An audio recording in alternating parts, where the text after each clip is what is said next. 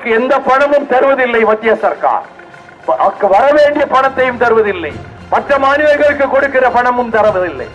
வெள்ளமும் புயலும் நம்மை சூழ்ந்து கொண்டு தாக்கிய போது கூட குஜராத்துக்கு தருகிற பணம், பீகாருக்கு தருகிற பணம், உத்தரப்பிரதேசத்துக்கு தருகிற பணம், ஏன் எங்கள் மதுரை சவோலியை கொண்டிருக்கக்கூடிய பாண்டிய மண்டலம், சேர மண்டலம், சோழ மண்டலம் என்று ஒரு காலத்திலே கொடிகட்டி உயர்ந்த எங்கள் தமிழ்நாட்டுக்கு ஏன் இல்லை? நாங்கள் நாடுகள் பலவற்றை வென்றவர்கள்.